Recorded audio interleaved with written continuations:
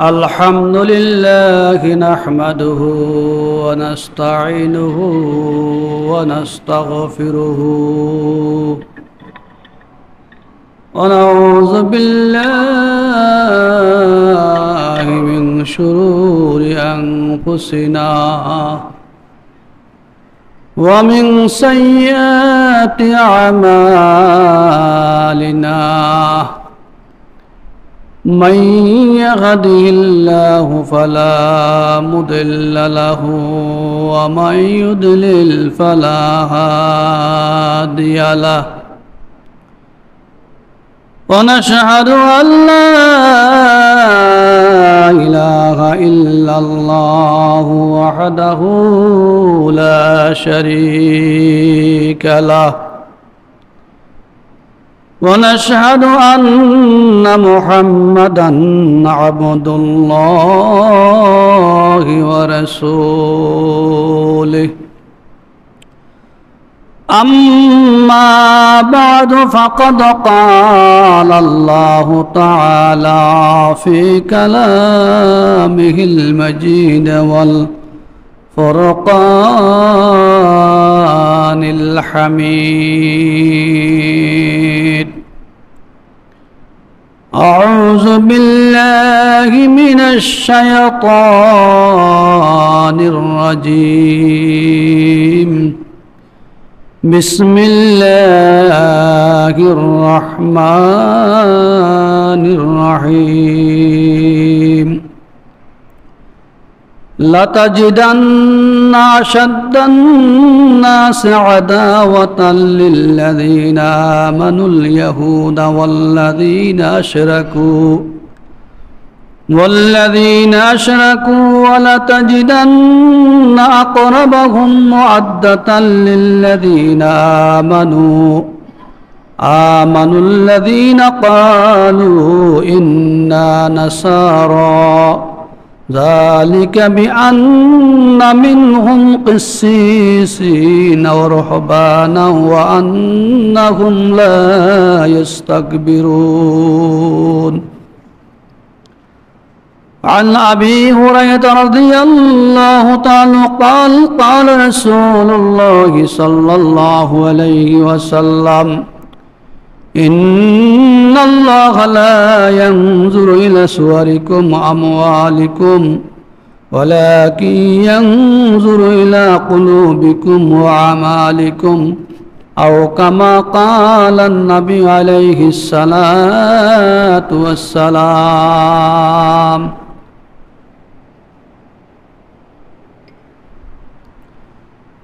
اللهم صل على محمد وعلى آل محمد كما صليت على إبراهيم وعلى آل إبراهيم إنك حميد مجيد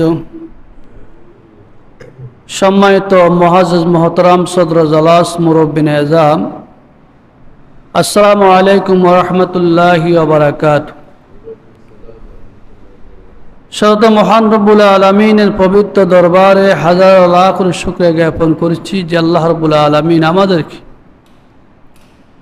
দুনিয়া সকল জামিলা মুক্ত করে সকল প্রকারের কর্মব্যস্ততা পরিহার করে পবিত্র জুমার দিন মহান রব্বুল আলামিনের দরবারে অংশগ্রহণ করার তৌফিক দান করেছেন। আমরা সকলে অন্তঃস্থল থেকে প্রভুর দরবার শুকরিয়া জ্ঞাপন করে আলহামদুলিল্লাহ। দরুদ ও সালাম প্রেরণ করেছি মানবতার বিশ্ব নবী মুহাম্মদুর রাসূলুল্লাহ সাল্লাল্লাহু আলাইহি ওয়াসাল্লামের উপরে, যিনাকে আল্লাহ রাব্বুল আলামিন আমাদের জন্য একজন মহান নবী রূপে পৃথিবীতে প্রেরণ করেছেন। বিশ্ব নবী জনাব মুহাম্মদ রাসূলুল্লাহ সাল্লাল্লাহু আলাইহি ওয়াসাল্লামকে আল্লাহ রাব্বুল আলামিন সমগ্র পৃথিবীর নেতা বানিয়ে আল্লাহ রাব্বুল আলামিন পৃথিবীতে প্রেরণ করেছেন। এই জন্য যাতে করে পৃথিবীর মানুষগুলি মহান রবের দাসত্ব করতে পারেন এবং দাসত্ব করার সকল নিয়ম নীতিগুলি শিখতে পারেন, আখিরাতের পরিচয় এবং পরকালের মহা নেয়ামতের পরিচয় পেতে পারেন। এই জন্য আল্লাহ রাব্বুল আলামিন আমাদের প্রিয় নবী মুহাম্মদ রাসূলুল্লাহ সাল্লাল্লাহু আলাইহি ওয়াসাল্লামকে আল্লাহ রাব্বুল আলামিন আমাদের মাঝে প্রেরণ করেছেন, যে আমাদের বিশ্বনবীর উম্মত হতে পেরেছি। এটা কি আমাদের জন্য বড় নেয়ামত না? কি বলেন? বড় নেয়ামত, যেই নেয়ামতের শুকরিয়া আদায় করে শেষ করা যাবে না। লাইন শাকারতুম লাযিদান্নাকুম ওয়া লাইন কাফারতুম ইন্না আযাবি লাশাদীদ। আল্লাহ বলেন, তোমরা আমার নেয়ামতের শুকরিয়া আদায় করো, আমার নেয়ামতের অকৃতজ্ঞ হইও না। যদি আমার নেয়ামতের অকৃতজ্ঞ হও, নেয়ামতের শুকরিয়া আদায় করতে না পারো, আদায় না করো, আমি কঠিন আযাবে গ্রেফতার করব, কঠিন শাস্তির ব্যবস্থা করব। আল্লাহ রাব্বুল আলামিন আমাদেরকে কত নেয়ামত দান করেছেন, যে নেয়ামত আমরা গণি কখনো শেষ করতে পারবো না। ওয়াইন তাউদ্দু নি'মাতাল্লাহি লা তুহসুহা। আল্লাহর নেয়ামতগুলো যদি আমরা এক এক করে গুনতে থাকি, গণি শেষ করা যাবে না। সকল নেয়ামত বাদ দেন, পৃথিবীর সকল বস্তু বাদ। আল্লাহ আমার আর আপনার সারা তিন হাত বডির মধ্যে যে সমস্ত নেয়ামতগুলি দান করেছেন, ওই নেয়ামতের শুকরিয়া আদায় করে শেষ করতে পারবেন? হ্যাঁ, পারবেন। কেন? আল্লাহ আমাকে আপনাকে দুইটা চোখ দান করছেন। দুইটা চোখের একটা চোখ যদি নষ্ট হয়ে যায়, সারা পৃথিবীর ডাক্তার কবিরাজ সব শেষ করলে কি চোখ পাওয়া যাবে? একটা চোখের জন্য লক্ষ লক্ষ টাকা, কোটি কোটি টাকা ব্যয় করে, এরপরও তো চোখ পাইনি। একটা পাও নষ্ট হয়ে গেলে, যারা ধনাত্মমান অর্থ সম্পদের মালিক, কোটি কোটি টাকা তার নষ্ট করে একখান পাওয়ার জন্য, কিন্তু পায় না। পায়? তাহলে আল্লাহ আমার আপনার সারা তিন হাত বডির মধ্যে যে নেয়ামত দান করেছেন, ওই নেয়ামতগুলি যদি আমি স্বীকার করি, আমার এই মেধা, আমার এই জ্ঞান, আমার এই বুদ্ধি যদি আমি চিন্তা ভাবনা করি, হয়রান হয়ে যাওয়া মানুষ চিন্তা করে শেষ করতে পারবে না। পারবে কিনা? পারবে। অথচ এই নেয়ামতগুলা ভোগ করে আল্লাহর নাফরমানি করে। আজকে সমগ্র পৃথিবীতে মুসলমানদের উপরে নির্মম অত্যাচার চলে কিনা?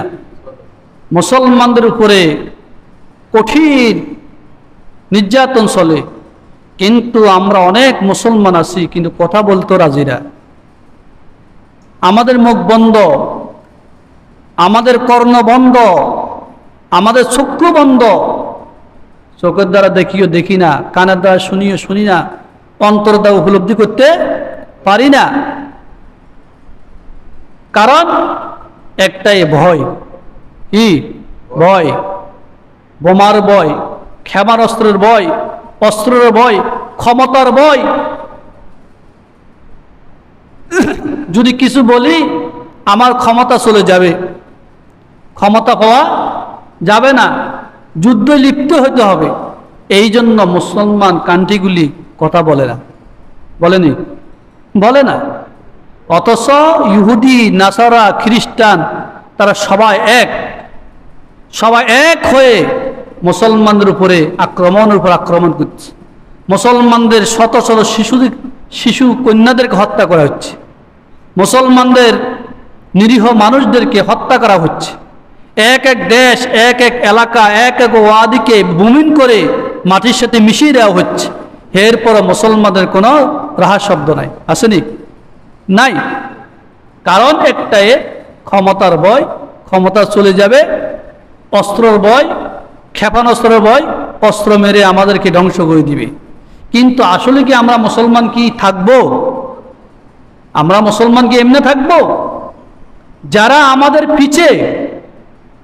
আমাদের পিছে ষড়যন্ত্রে লিপ্ত হয়েছে, ইতিহাস অনুসন্ধান করলে দেখা যায়, কোরআনুল কারীম খুললে দেখা যায়, যুগ যুগ ধরে তারা মুসলমানের পরম শত্রু ছিল কিনা?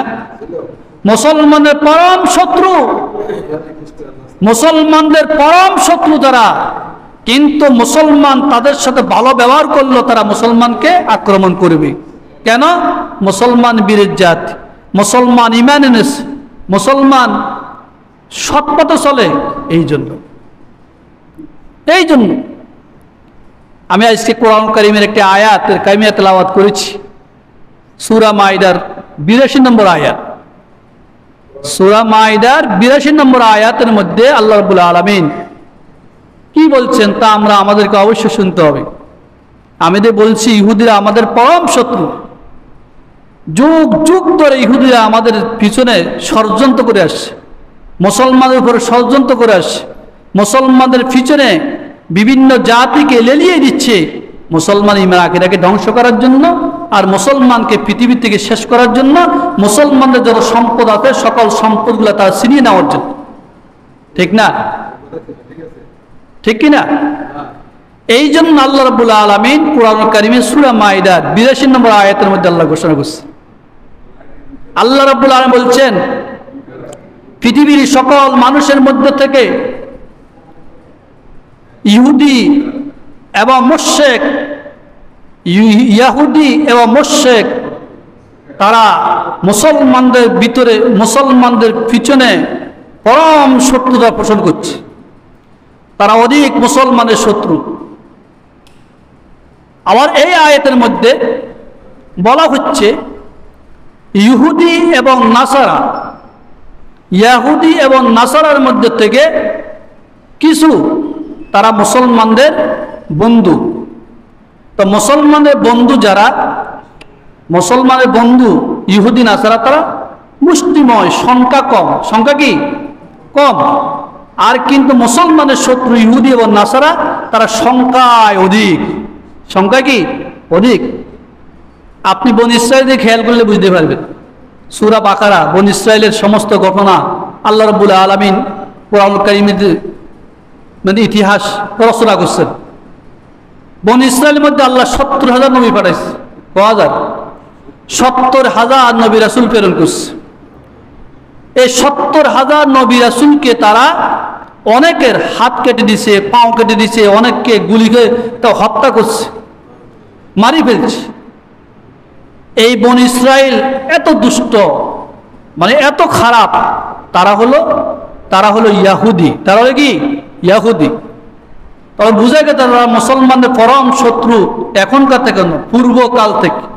তাহলে আমরা যদি তাদের সাথে বন্ধুত্ব করি, মুসলমান ইহুদিদের সাথে, ওই বন্ধুত্ব টিকবে না। কখন টিকবে? টিকবে না। এদেরকে আল্লাহ রাব্বুল আলামিন অসংখ্য নেয়ামত দান করছে। আল্লাহ রাব্বুল আলামিন সূরা বাকারার অন্য আয়াতে বলছেন,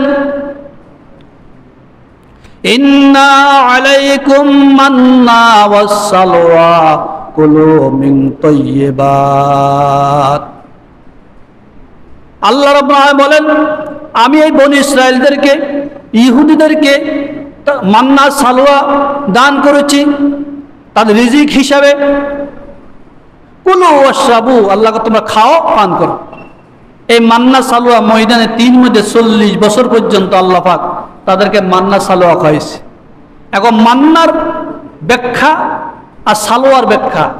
মান্না হলো এক জাতীয় ঘি, আকাশ থেকে কুয়াশার মতন প্রত্যেক সকালবেলা তারা ভোরবেলা এই ঘিগুলা তারা এই বনী ইসরাঈল ভক্ষণ করতেন রিজিক হিসেবে।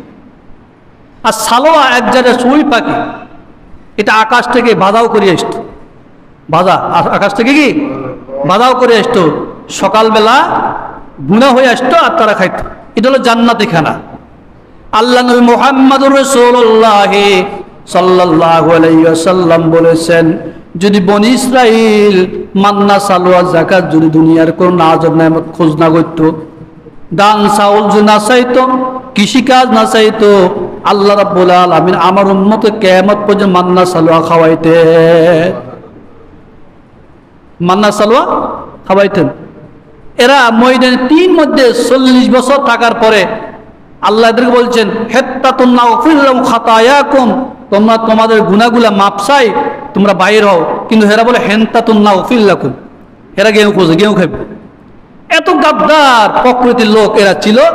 আজকে সারা বিশ্বে এই ইহুদিরা মুসলমানদের উপরে চড়াও হয়ে মুসলমানদের সেই খানা কাবা মসজিদ আকসার উপর আক্রমণ করে, মুসলমানদের বিভিন্ন ওয়াদের উপর আক্রমণ করে, মুসলমানদের বিভিন্ন উপত্যকার উপর আক্রমণ করে, এই মুসলমানের শিশুদেরকে হত্যা করে, নারীদেরকে হত্যা করে, এভাবে হত্যা করছে। অথচ তারা এটা পূর্বের পরিকল্পনা।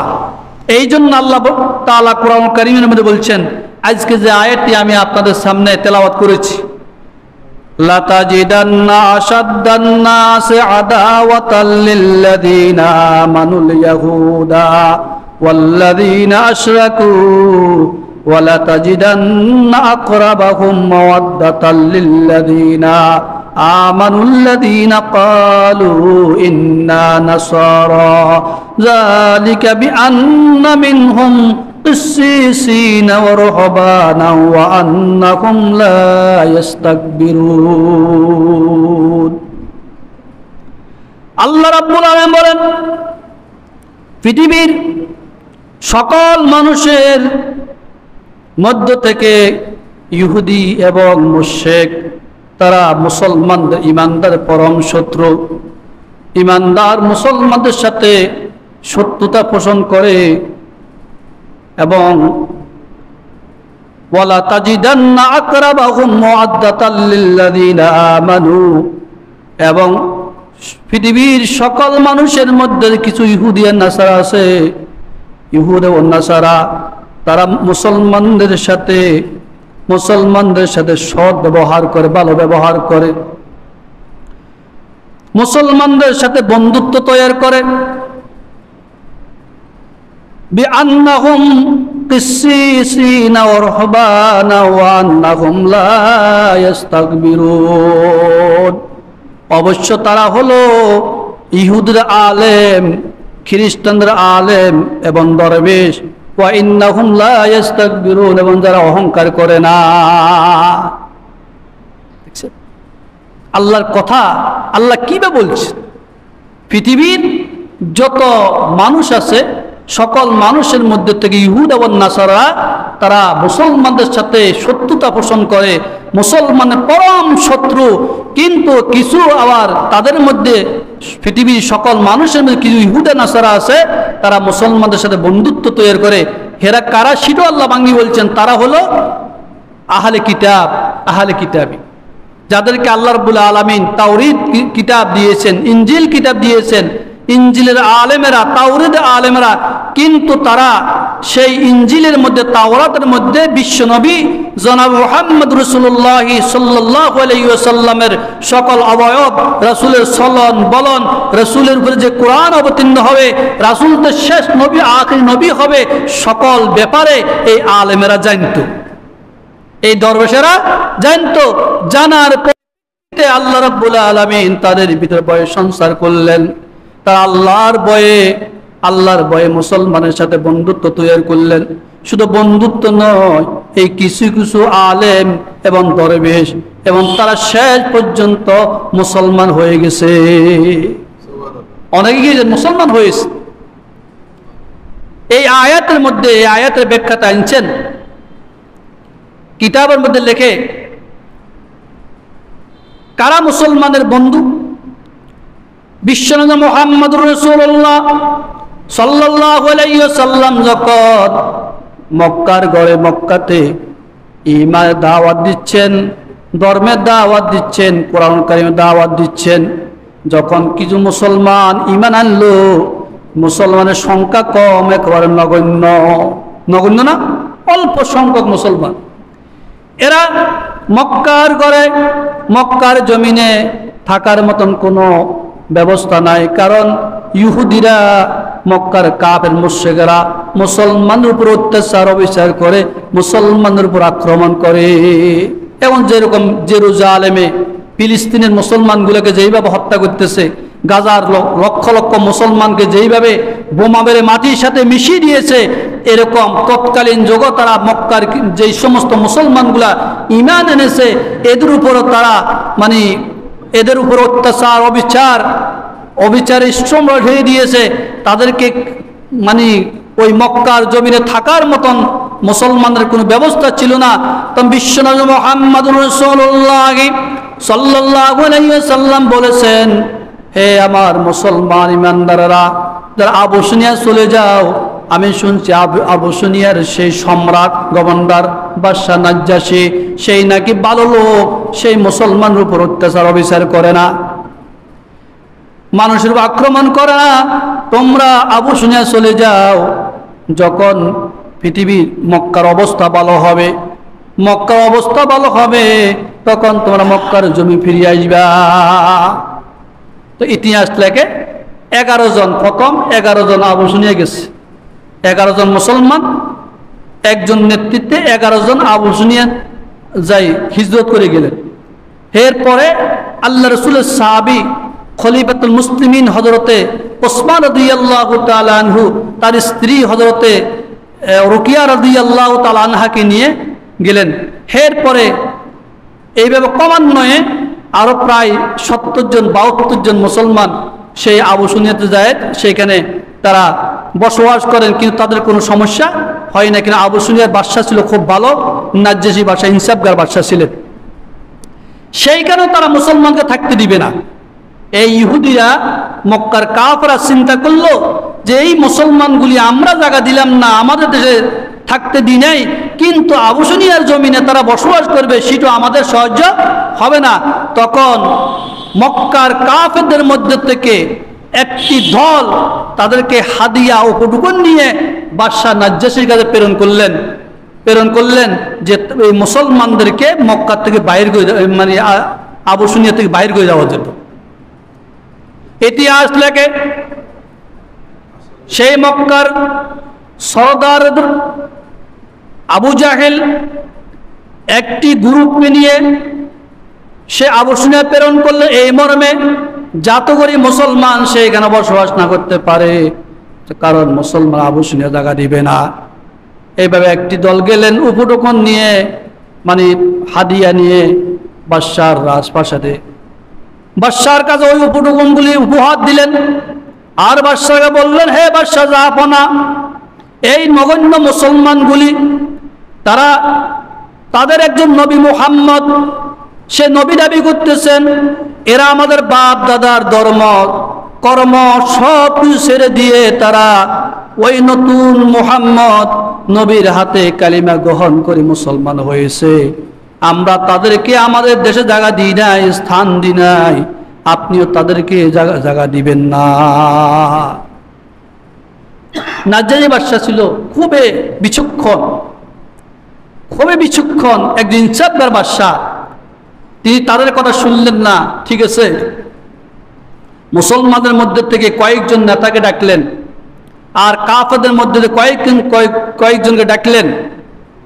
ডাকার পরে আল্লাহ রসুলের চাচা জাফর আবু তালেব রাদিয়াল্লাহু তাআলা আনহু তিনাকে কিছু কথা বলার জন্য সুযোগ দিলেন। তখন তিনি দাঁড়িয়ে একটি ভাষণ দিলেন যে আমরা এক সময় মুসলমান ছিলাম না, ইমানদার ছিলাম না, আমরা জাহেল যুগে, বর্বর যুগে বড় হয়েছি, আমরা ছিলাম ঘৃণিত, আমাদের ইমান আমল ছিল না, আমরা জাতির অত্যাচার করতাম, অবিচার করতাম। আজকে আল্লাহ রাব্বুল আলামিন আমাদের মাঝে একজন নবী প্রেরণ করেছেন, সেই নবী আমাদেরকে যে সুন্দর দিক নির্দেশনা দিয়েছে সেটা আমার কাছে ভালো লাগছে, এই জন্য আমরা মুসলমান হয়ে গেছি। আর তিনের উপর আল্লাহ রাব্বুল আলামিন একখানা কোরআন কারীম নাযিল করেছেন। সে আবু তালেব যখন আবু তালেব বক্তব্য দিলেন, এই বক্তব্য শোনার পরে বাদশা নাজ্জাশী বললেন, আল্লাহ রাব্বুল আলামিন তোমাদের নবীর উপর যে কোরআন অবতীর্ণ করেছেন সেই কোরআন থেকে তোমরা কি তেলাওয়াত করো। তখন হযরত আবু তালেব রাদিয়াল্লাহু জাফর বিন আবু তালিব রাদিয়াল্লাহু তাআলা আনহু কোরআন কারীম থেকে তেলাওয়াত করলেন। ওই তেলাওয়াত শুনে বাদশাহ নাজ্জাশীর চোখ থেকে অনার্গল পানি ঝরতে শুরু করলো। তিনি বললেন, এটা তো ওই কোরআন, ওই কিতাবের যে ইঞ্জিল, আল্লাহ ঈসাকে ইঞ্জিল কিতাব দান করেছেন, ইঞ্জিল কিতাবের সাথে এই কোরআনের সাথে হুবহু কি মিল রয়েছে, নিশ্চয় উনি আল্লাহর নবী, এটা তাতে কোনো সন্দেহ নাই। তাদেরকে বলো, যাও তোমরা আমার দেশ থেকে চলে যাও, মুসলমানের উপর আক্রমণ করা যাবে না, আর এরা আমাদের দেশে থাকবে। আল্লাহু আকবার। এটা আল্লাহর সাহায্য। কার সাহায্য? আল্লাহর সাহায্য। যখন মুসলমান তার ঈমান আকীদা রক্ষার জন্য, আল্লাহর আইনকে পৃথিবীতে প্রতিষ্ঠা করার জন্য যখন নিজে জীবন বাজি দিয়ে শাহাদাতের তামান্না নিয়ে দেশ থেকে হিজরত করবেন, অবশ্যই আল্লাহ রাব্বুল আলামিন তার উপর সাহায্য করবেন। সুবহানাল্লাহ বলেন। অবশ্যই সাহায্য করবেন। আজকে যেইভাবে মুসলমানদের উপরে নির্মম অত্যাচার চলছে, কি আমাদেরকে কি সেই চিন্তা চেতনা করা, সেই জিহাদি তামান্না নিয়ে দেশ থেকে বাইর হওয়া কি আমাদের প্রয়োজন নাই? আমরা বাইরে হতে পারবো না, কিন্তু দোয়া তো তাদের শুরু করতে হবে কি না? অবশ্যই করতে হবে। আজকে যেইভাবে এই ইহুদি নাসারারা মুসলমানদের উপর অত্যাচার অবিচার শুরু করেছেন, সেই গাজার মুসলমানদেরকে সেই 1,17,000 লোক মেরে ফেলছে বোমা মেরে। এইভাবে ফিলিস্তিনি বিভিন্ন জায়গায় বোমা মেরে এই মুসলমানদেরকে হত্যা করতেছে। তো এই মুসলমানদের অপরাধটা কি? কোন অপরাধের কারণে এই মুসলমানদেরকে হত্যা করা হচ্ছে? আজকে সারা পৃথিবীর মুসলমানদের কি সেই ঈমানি চেতনা নাই? তাদের কি সেই চিন্তা চেতনা নাই?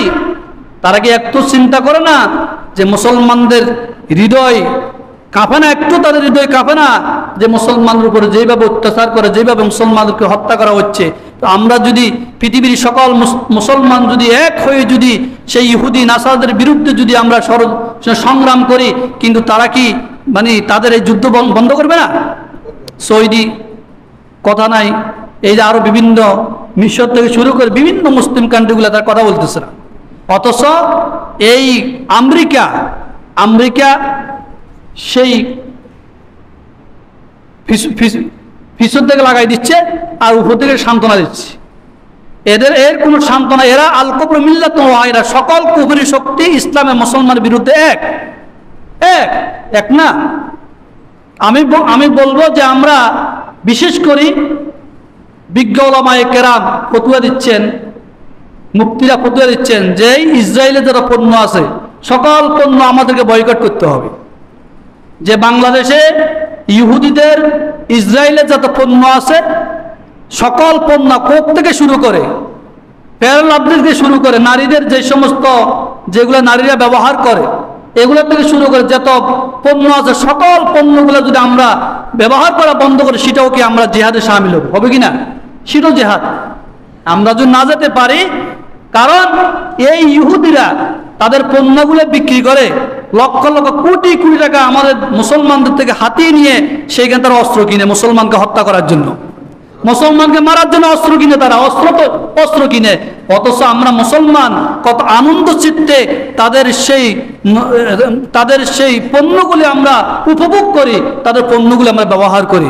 অথচ মুসলমানদের সেই ঈমান ও আকীদা রক্ষার জন্য, তাদের ক্ষমতা কমানোর জন্য আমরা একটা একটা করে সব কিছু যদি বন্ধ করে দিই, তাহলে তারা একদিন না একদিন তাদের যুদ্ধ বন্ধ করবে। তারা এইভাবে তাদের সেই অত্যাচার অবিচার অবশ্যই তারা বন্ধ করবে কিনা?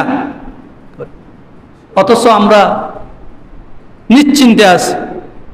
হাটে বাজারে দোকানে যে ইসরায়েলি পণ্যগুলা, যে কোকগুলা আর বিভিন্ন কোকোলাগুলো যে আমরা খুব অনায়াসে আমরা পান করতেছি, কিন্তু আমাদের চিন্তা আসে না এরা তো এই জিনিসগুলো বিক্রি করে আমাদের মুসলমান ভাইদের হত্যা করতেছে।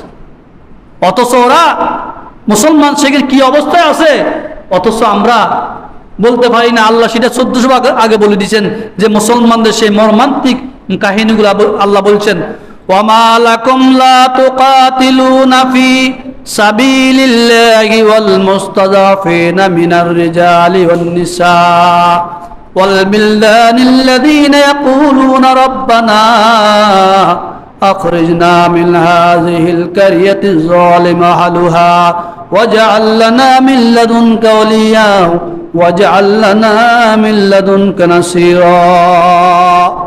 আল্লাহ রাব্বুল আলামিন আক্ষেপ করে বলেন, ওয়ামা লাকুম লা তুকাতিলুনা ফি সাবিলিল্লাহ, তোমাদের কি হলো, তোমরা আল্লাহর সাথে জিহাদ করতেছো না, যুদ্ধ করতেছো না। ওয়াল মুস্তাফিনা মিনার রিজালি ওয়ান নিসাই ওয়াল বিলদান, অসহায় পুরুষ ও নারী ও শিশুরা আল্লাহর কাছে ফরিয়াদ করতেছে। والبلدان الذين يقولون ربنا أخرجنا من هذه القرية الظالم أهلها, হে আমার রব, হে আমার আল্লাহ, আমাদেরকে জালেম শাসিত রাষ্ট্র থেকে বের করে দেন। ওয়াজআল লানা মিন লাদুনকা ওয়ালিয়্যা ওয়াজআল লানা মিন লাদুনকা নাসীরা, অত আমাদের একজন অভিভাবক পাঠান, আমাদের জন্য সাহায্যকারী পাঠান, অভিভাবক সাহায্যকারী পাঠান, হয়তো আমাদেরকে জালেম রাষ্ট্র থেকে বাইর করেন। এইভাবে তারা আজকে সেই সিরিয়ার, সেই ফিলিস্তিনের, গাজার মুসলমান অসহায় নারী ও পুরুষেরা এইভাবে আল্লাহর কাছে ফরিয়াদ করতেছে। হয়তো আমরা জান্নাতের মৃত্যু ঘুমাই, আমরা এই যে আমাদের মুসলিম কান্ট্রি, অথচ আমাদের কোনো চিন্তা এবং চেতনা নাই। এই জন্য সকল মুসলমানকে এক হতে হবে, ইহুদি নাসারের বিরুদ্ধে সংগ্রাম করতে হবে। আজকে মিছিল মিটিং যখন আমাদেরকে আমাদের সেই রাহাবরেরা, আমাদের বিজ্ঞ ওলামায়ে কেরাম, আমাদের সংগঠন লোকেরা যখন আমাদেরকে ডাক দিবে, আমরা সকলে এক বাক্যে তাদের ডাকে সাড়া দিয়ে আমাদেরকে দেশ থেকে বাইরে হতে হবে। হবে কি না? হতে হবে না? তো কেন আমরা কি মরবো না? আল্লাহকে কি আমরা জবাবদিহি করতে হবে না? হবে কি না? আমাদেরকে একদিন আল্লাহর কাছে জবাবদিহি করতে হবে, আমাদেরকে জবাবদিহি করতে হবে, আমাদের বিবেকের বিচার হবে। হবে কি না? হবে। কিছুদিন আগে ফিলিস্তিনের জন্য অর্থ জোগাড় করেছেন, টাকা চেয়েছেন, আমরা হয়তো অনেকে আমরা দিই নাই, কিন্তু আমরা যখন যাইতে পারি নাই, যখন আমাদের কোনো ভাইয়েরা আমাদের কাছে সাহায্য প্রার্থনা করে, সেই যুদ্ধ বিগ্রহ রাষ্ট্রের জন্য বা মুসলমানের জন্য, সেই ফিলিস্তিন অসহায় নারী পুরুষদের জন্য, সেই গাজার লোকদের জন্য, আমাদেরকে বলার পূর্বে তো আমরা দিয়ে দেওয়া দরকার না? আমরা আমাদেরকে বলার পূর্বে আমরা তাদেরকে অবশ্যই সহযোগিতা করা দরকার, কারণ আমরা তো সেখানে যাওয়ার কোনো সুযোগ নাই, আসেনি নাই। তাহলে আমার যে সমস্ত ভাইয়েরা যুদ্ধ করতেছে তার ঈমান ও আকীদা রক্ষা করার জন্য, মুসলমানকে রক্ষা করার জন্য, তাহলে আমরা তো তাদেরকে অবশ্যই সাহায্য করতে হবে না? অবশ্যই সাহায্য করতে হবে। তো এই জন্য আমরা অবশ্যই এই মুসলমানদেরকে আমরা অবশ্যই সাহায্য করব।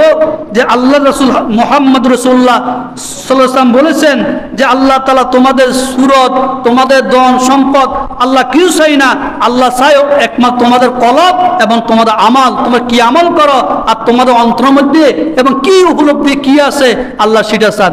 এই জন্য আল্লাহ রাসূলের সাহাবী আবু হুরায়রা রাদিয়াল্লাহু আনহু তিনি বলেন, قال رسول الله صلى الله عليه وسلم إن الله لا ينظر إلى صوركم وأموالكم ولكن ينظر إلى قلوبكم وأعمالكم। আল্লাহ মুহাম্মদুর রাসূলুল্লাহ সাল্লাল্লাহু আলাইহি ওয়াসাল্লাম বলেন, অবশ্যই আল্লাহ তাআলা তোমাদের সূরত, তোমাদের চেহারা, ও আমওয়ালিকুম তোমাদের ধন সম্পদ, লা ইয়ানজুরুনা ওয়ালাকিন এবং কিন্তু ইয়ানজুরু ইলা কুলুবি ওয়া আমালিকুম, আল্লাহ রাব্বুল আলামিন তোমাদের কলব এবং তোমাদের ঈমান আর আমল দিকে তাকাচ্ছে। আল্লাহ চাই তোমার আমল, তোমরা কিভাবে আমল করো এবং তোমরা তোমার অন্তরের মধ্যে ভালো দিক আছে না খারাপ দিক আছে সেও চাচ্ছেন, কিন্তু তোমার সুরত, তোমার চেহারা, আল্লাহ তোমার টুপি, তোমার পাঞ্জাবি বা তোমার এই দাড়ি, এগুলা লক্ষ্য করো না। আল্লাহ লক্ষ্য করে তোমার অন্তরে কি আছে আর তোমার আমল কি, তুমি কোন ভালো আমলটা করো, আল্লাহ সেটা তাকাচ্ছে। আজকে আমরা যদি মুসলমানদের ঈমান আকীদা রক্ষা করার জন্য যদি আমরা ভালো দিক চাই, আল্লাহ আমাদেরকে অবশ্যই সে যাদার প্রতিদান দিবে না? আজকে আমরা যদি ফিলিস্তিনের পক্ষে দাঁড়াই, আজকে যদি আমরা গাজার পক্ষে দাঁড়াই, আল্লাহকে আমাদেরকে সাহায্য করবেন না? অবশ্যই সাহায্য করবেন। সে সাহায্য করার তামান্না নিয়ে আমরা অবশ্যই আমাদেরকে এই নামতে হবে। আর আমরা 5 ওয়াক্ত নামাজ পড়ে আমার মুসলিম ভাইদের জন্য দোয়া করতে হবে, নিরীহ মুসলমানদের জন্য দোয়া করতে হবে। বিশেষ করে আমাদের দেশে যে সমস্ত মুসলমানেরা ঈমান আমলের কারণে বা ইসলামের কারণে, ইসলামিক কাজ করার কারণে যাদেরকে আমরা অত্যাচার অবিচার করা হচ্ছে, এবং তাদের প্রতিও তাকাইতে হবে। আর যারা শাহাদাত বরণ করেছেন ইসলাম প্রতিষ্ঠার জন্য, এবং তাদের শাহাদাতি ভাইদের জন্য দোয়া করতে হবে। আমাদের করতে হবে কিনা? অবশ্যই করতে হবে। ভাই দোস্ত বুজুর্গ, আমরা কেউ বাঁচব না। অতি সন্নিকটে এই যে আপনার গজওয়ে হিন্দের যুদ্ধ শুরু হয়ে যাবে, গজওয়ে হিন্দ শুরু হয়ে যাওয়ার সম্ভাবনা একেবারে সন্নিকটে। এই যুদ্ধটা হবে ভারতবর্ষ নিয়ে, এই যে বাংলাদেশ ভারত এই রাষ্ট্র নিয়ে আমাদের এই যুদ্ধ শুরু হবে। ইমাম মাহদী আলাইহিস সালাতু ওয়াস সালাম ৭০,০০০ কাফেলা নিয়ে মক্কার গড় থেকে রওনা হবে সেই যুদ্ধ করার জন্য। যে মুসলমান মানে এই ইমাম মাহদী আলাইহিস সালাতু ওয়াস সালামের সেই যুদ্ধে অংশগ্রহণ করবে এবং তারাও শহীদ, তারাও জান্নাতি হবে। সুবহানাল্লাহ বলেন না? এই জন্য ইহুদিরা একদিন নিপাত হয়ে যাবে অতি সন্নিকটে। আমাদের ভয়ের কোনো কি কারণ নাই, যদিও ক্ষণস্থায়ীর জন্য আমরা মানে অপদস্থ হচ্ছি, লাঞ্ছিত হচ্ছি, আমাদের মুসলমান ভাইরা মারা যাচ্ছে, কিন্তু ইহুদিদের এই ক্ষমতা শক্তি থাকবে না, সব ধ্বংস হয়ে যাবে। জেরুজালেমে যে এই মানে বাইতুল মুকাদ্দাস সেটাও কি মুসলমানদের হাতে চলে আসবে, মুসলমান অবশ্যই সেটা শাসন করবে।